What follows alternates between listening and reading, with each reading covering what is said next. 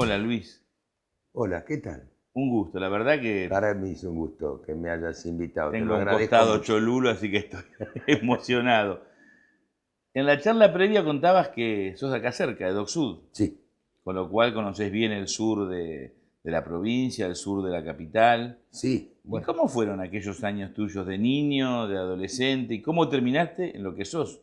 Un actor Mirá, de yo semejante tamaño. provengo de una familia italiana, tanto por parte de mi padre como de mi mamá.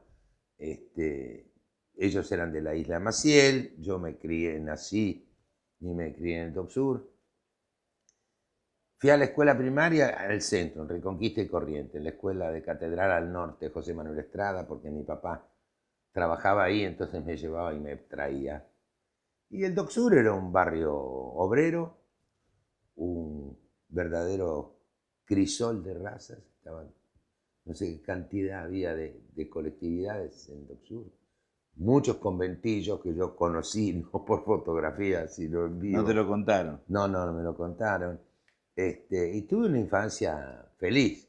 En la calle, en el barrio de un pibe, el barrio de un pibe, la manzana y un poco más, y la vereda de enfrente. Pero con eso era suficiente, ¿no? Era un universo extraordinario. Digo, mi mamá se asomaba a la ventanita de la cocina del primer piso de mi casa, silbaba y yo volvía. Y era un barrio precioso. Después de ahí nos fuimos el día que cumplí 13 años al barrio de River, el barrio que está cerca de la cancha de River. De manera que tengo muy claramente delimitado el final de mi infancia y el comienzo de mi adolescencia. Fue ese día, el que cumplí 13 años. Y bueno, ¿cómo llegué a esto? En mi familia no había antecedentes de gente que tuviera alguna profesión ¿Tu papá artística. de qué trabajaba? Mi papá era un empleado administrativo, era empleado del Banco de Italia y Río de la Plata, que por aquel entonces era el segundo banco más importante de la Argentina. Llegó a ser un funcionario importante del banco. Después pasó a trabajar en las empresas del que era presidente de ese banco, que se llamaba Juan Balbi, y fue un administrativo toda su vida. Era buena gente, de verdad era buena gente. No me cabe duda, Un porque vos día, sos un buen tipo, así que mira, tenés que ser de buena te voy a familia. contar una anécdota muy íntima. Mi papá murió el 30 de abril del 85. Yo era asesor del presidente Alfonsín, de manera que, bueno, lo estábamos velando el 1 de mayo,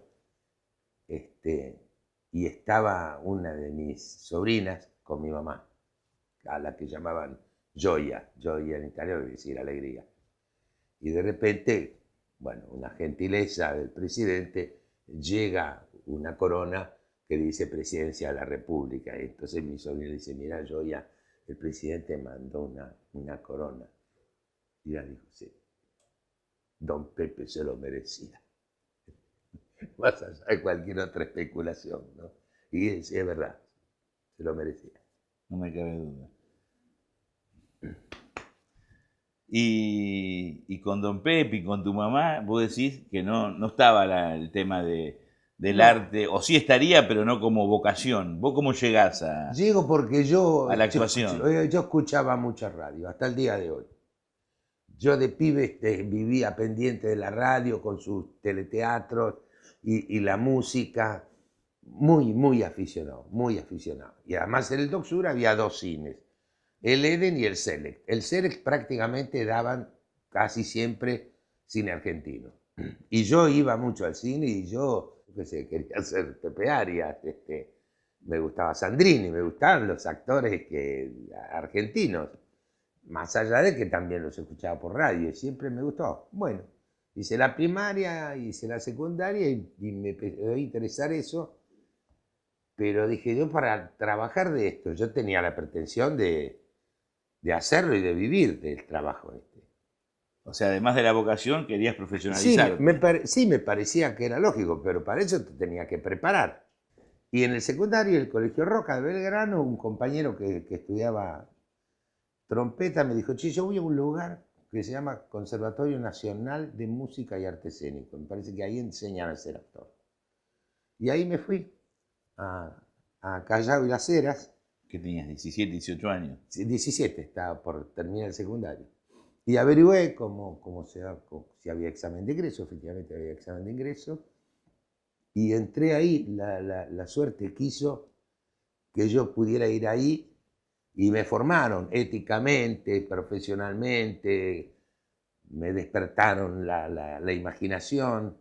Y bueno, yo que no me acuerdo bien cuándo fue, pero en un momento le dije a mi viejo, yo quiero ser actor. Supongo deben haber entrado en pánico, te puedes imaginar, una profesión tan azarosa, tan irregular. Pero me acompañaron, me ayudaron mucho para que yo lo pudiera hacer. Y tuve la suerte, la inmensa suerte, vos comprenderás, de que tuve la oportunidad de mostrarle que lo que quería hacer lo pude hacer y lo hacía con cierta idoneidad. Eso es valioso. Y hasta acá. Sí, muy valioso. Mucha suerte. Es una suerte extraordinaria. ¿Cómo es ser actor fuera de cuando las luces se apagan? Mira, Chino, yo tuve una pretensión. Era andar por la calle con libertad y ser. Después supe que lo que quería era ser un ciudadano. Y me parece que eso lo logré. Yo soy un ciudadano cuyo oficio es el de actor. Pero yo no vivo de actor, yo trabajo de actor. Y mi aspiración es la de ser un ciudadano. De ahí también, supongo, debe venir el compromiso político. Digo, imagínate, cuando entré a la profesión en el año 62, yo quería ser socio de la Asociación Argentina de Actores.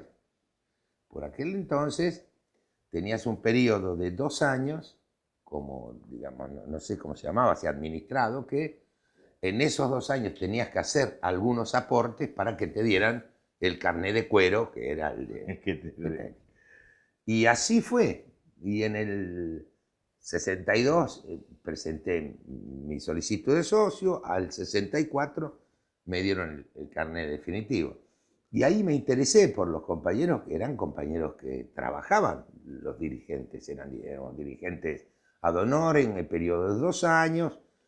Había mucha renovación porque nadie quería quedarse mucho tiempo. No, claro, lo que queríamos era ser actor. Y ahí me involucré. Y entonces yo en realidad ingresé a la política a través de la política sindical de la Asociación Argentina de Actores. En el 72 me tocó ser elegido y bueno, y después una historia muy larga. Pero para mí fue una experiencia extraordinaria porque además era un sindicato que no tenía una orientación política definida por la propia naturaleza. O sea, tenía una orientación política pero no partidaria. No partidaria. No, era imposible porque era muy variopinto el conjunto de gente que pertenecía. Porque había compañeros del socialismo, del peronismo, del Partido Comunista, independientes, del PI, gran compañero Mario Luciani. Pero tenías en las discusiones que eran tremendas y prolongadas, y éramos jóvenes, y era siempre temprano, ¿viste? Era siempre temprano. Pero había algo superior. Nosotros sabíamos que había algo que estaba por encima de nosotros, que era lo que teníamos que encauzar, que mejorar, por lo cual pelear, que era la causa de un ejemplo extraordinario, el más glorioso de todos, de la solidaridad, que es la tarea gremial. Así que eso nunca existió, jamás existieron esas diferencias, jamás. Y volviendo un poco para atrás, vos arrancaste 62, 64, ¿qué empezaste? ¿Por el cine, por el teatro, la televisión que era muy incipiente? No, la formación que nosotros teníamos era una formación teatral. La televisión grabada, el video empezó en el 61 y nosotros preguntamos a ver si corría algún riesgo el teatro, porque se veía venir que era una cosa importante. Y Cunil, que fue el creador y el director hasta que se jubiló, un catalán extraordinario, que entonces le preguntamos, no os preocupéis, el público necesitará tomar el olor del actor y el teatro va a estar siempre, tenía razón.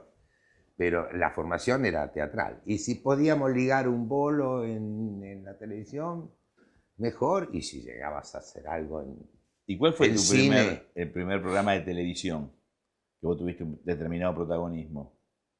No, pasaron unos cuantos años, dice. Yo hice algunas cosas sueltas. El primer programa que tuve más o menos fijo fue La Nena. No sé si vos... Sí, me ¿Te acuerdo. acordás? Sí. Bueno, yo hacía Osvaldo el novio de Miranda, Marilina. Marilina Ross, yo, Rigol y vos, claro. Y Osvaldo Miranda. Exacto. Bueno, yo por Muy lo bien. menos te descubro, como muchos que te habremos descubierto, en La Tregua y en La Patagonia Rebelde, que además década del 70 tenía una implicancia política, Por- dos obras muy fuertes.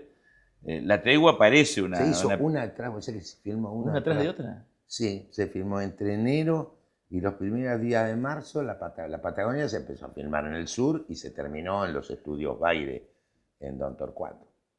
Y terminamos un viernes y el lunes empecé a filmar La Tregua.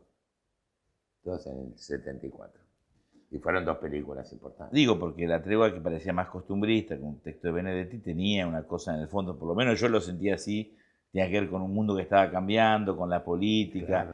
Y la Patagonia, bueno, es así claramente. Yo siempre cuando alguien quiero explicar la 125, le digo, mirá la Patagonia Rebelde, que lo que pasaba hace un montón de décadas, salvando las diferencias, obvio, Sí, sí, es lo que pasa ahora, es la misma discusión. es la misma. Hijo. Y vos con un rol de ese gallego Soto, ese diálogo con Soriano, era el que hacía El alemán Schulz. Schulz, ¿no? Que es una de las pocas películas que no es común, porque es una película que tiene acción, que tiene suspenso, que tiene ideología, tiene unas actuaciones... Y una historia. Y además filmada en las escenarios naturales, grandiosos, ¿no? ¿Y cómo fue después de todo lo que implicó? Yo venía a estudiar en el 75 a Buenos Aires y me acuerdo de las primeras amenazas a muchos de ustedes, incluso por ese tipo de filmaciones o obras de teatro similares. Muchos se tuvieron que exiliar. ¿Vos cómo lo viviste? El elenco de La Patagonia Rebelde estuvo prohibido durante toda la dictadura. El elenco todito. No se lo perdonaron. No, es más, me achacaron a mí porque alguien dijo, bueno, pero está haciendo un personaje, él es un actor, sino, pero mucho. Lo hacía de verdad. Con mucha gana lo hacía. Así que sí. No, bueno, fue... En realidad fue Soto hacía de Brandoni, no Brandoni Sí, de no, Soto. y a mí me amenazó en el 74, en septiembre me amenazó la AAA, me tuve que ir a México. Esto también fue un poco consecuencia de... Sí, de por eso esa te lo película, preguntaba. claro. ¿Y cuándo volviste? 10 meses después, en julio del 75. ¿Te volviste a ir? ¿Te quedaste? No, me quedé, no. Es lo que pude aguantar el exilio, 10 meses. Yo fui con mi mujer, con mis dos nenas, que eran niñas de la primaria, ellas volvieron 2 meses después para terminar el año escolar del hemisferio norte, estábamos en México, y nos quedamos acá.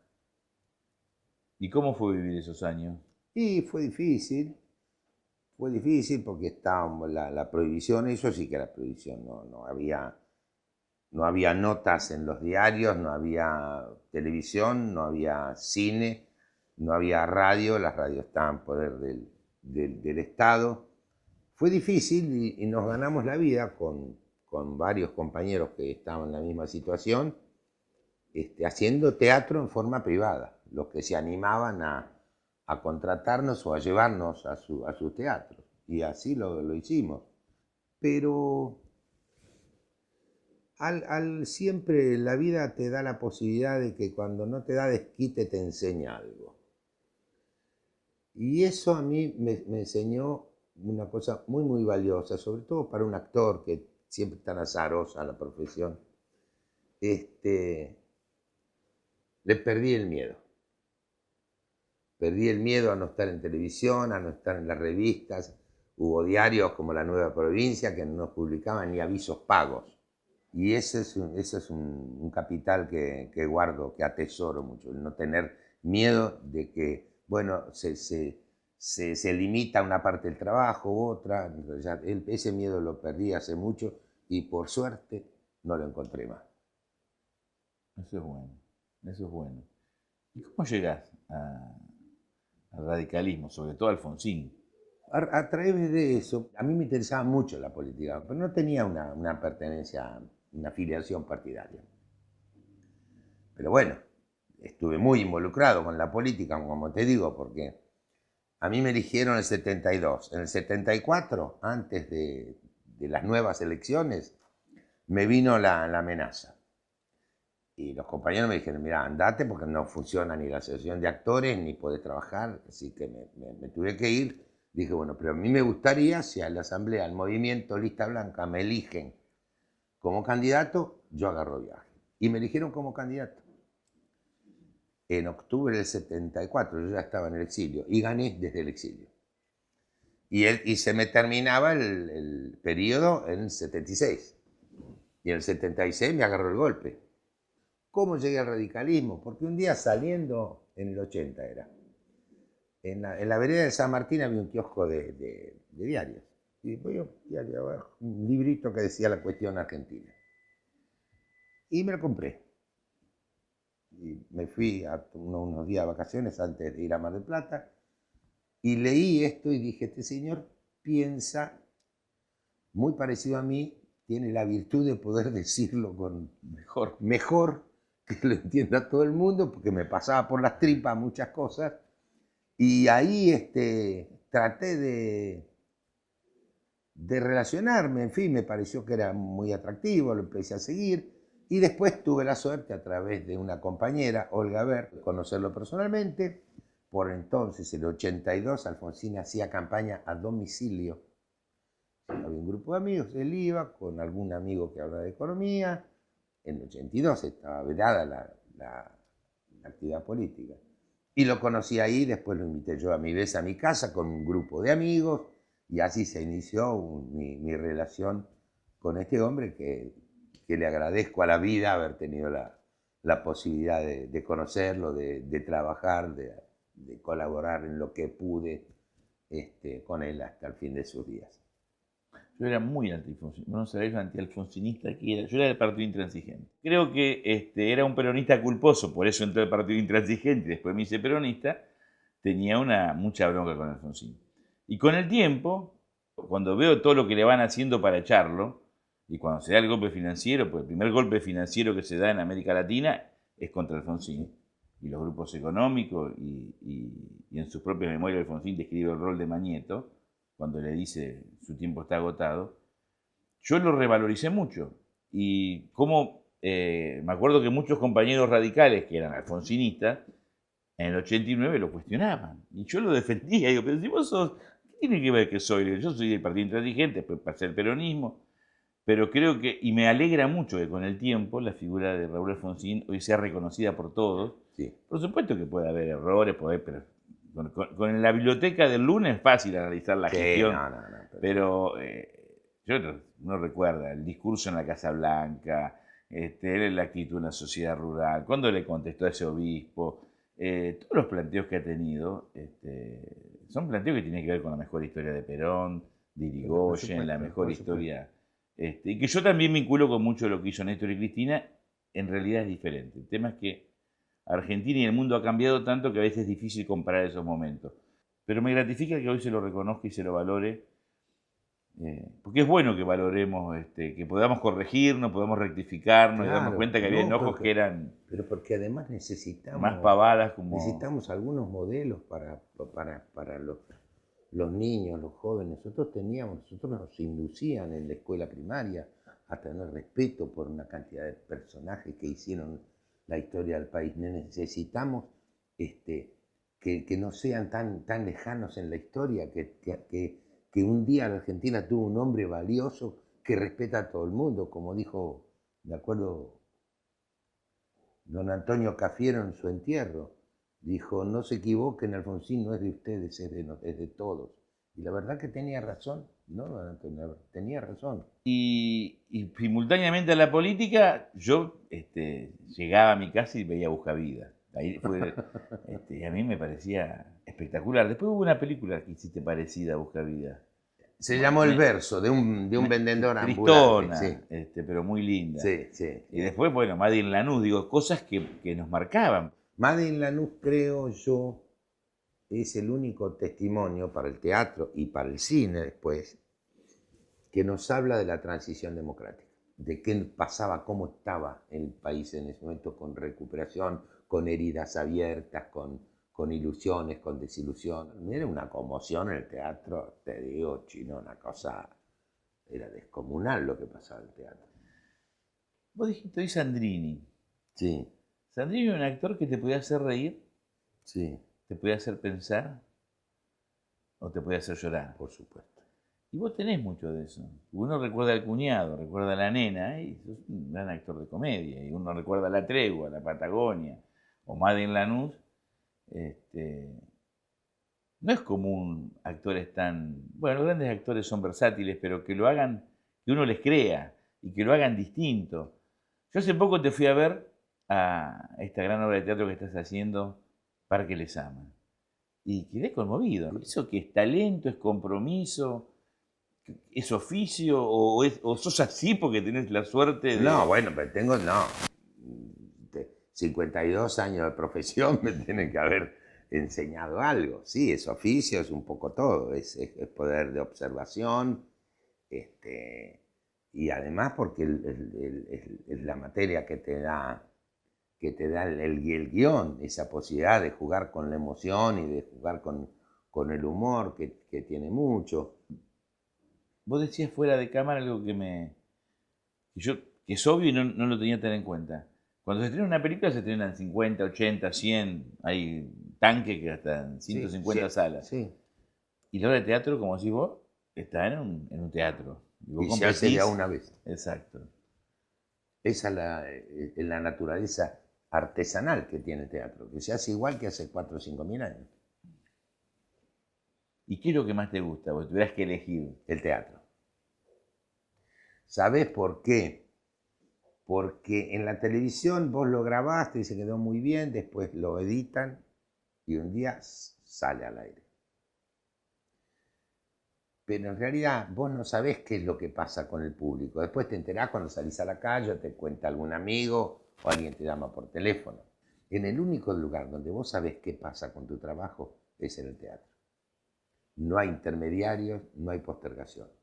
Es en ese momento, el momento de la ceremonia, el público está allí, está contigo o no está, le gusta o no le gusta, hay cosas que además son inmanejables, incorruptibles.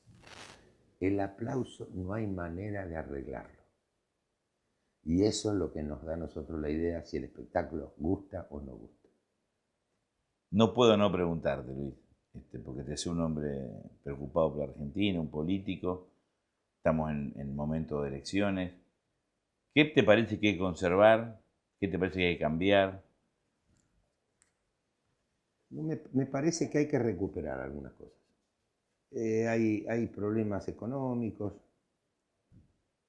que eso se resuelven bastante fácilmente. La crisis gravísima que tuvimos en el 2000-2001 se resolvió con bastante rapidez. Pero hay un problema social que va a llevar mucho tiempo. Y eso es lo que más me preocupa de todo. Hay una situación de crispación, de distanciamiento, de sospecha, estamos todos bajo sospecha de alguna manera, y esa dificultad no se resuelve de un día para el otro, y creo que las dificultades por las que está atravesando el mundo de la educación tampoco. Son dos cosas que van a llevar mucho tiempo, que no se resuelven con 2 o 3 buenas cosechas. Esta es una tarea que la política tiene que emprender en conjunto, como lo que fue la decisión de la ley 1420, 42 años llevó a hacerla, la recuperación de algunos valores básicos de una sociedad, lo tenemos que hacer entre todos. Cuando a nosotros, esto es una cosita muy pequeñita que lo digo, la digo porque creo que tiene un valor enorme. Cuando alguien decía, dígale a su papá que venga mañana, a uno se le cortaba la respiración, se le hacía difícil dormir, pero sobre todo decirle, dice la maestra que vayas mañana, porque lo primero que pasaba, el papá que te decía, ¿qué hiciste? Y esto no es así, y ha perdido autoridad moral, y esas cosas necesitamos recuperar. de esto se puede extender a muchas otras ramas de la sociedad, protagonistas, actores de la sociedad. Recuperar una cosa que alguien es alguien y no puede estar, todos no podemos estar cuestionados o sospechados. ¿Quién está sospechado? Yo no te sospecho. Sí. Te voy a dar un ejemplo. En el único lugar del mundo donde vos pagás con una tarjeta de crédito y tenés que mostrar el documento es acá. Y esto porque está bajo sospecha. Entonces nos piden documento de identidad a todos y a mí me ofende. ¿Por qué me van a pedir? Hice bien en preguntarte porque yo entendí otra cosa.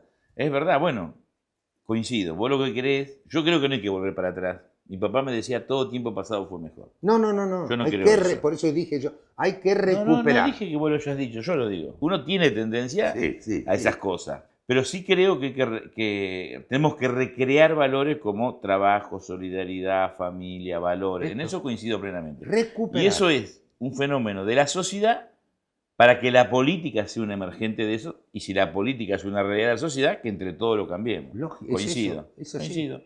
Es así. Bueno. Hay muchos pequeños detalles de eso. Pasa, sí, es verdad. Hay que recuperar eso. Chino, te agradezco muchísimo la invitación. Esto ratifica que está bien que sea un peronista kirchnerista, brandonista. Había que crear una nueva agrupación. Un gusto. Gracias. Gracias, Luis. Chao. Fenómeno. La escriben los que ganan, eso quiere decir que hay otra historia, la verdadera historia. Quien quiera oír que oiga.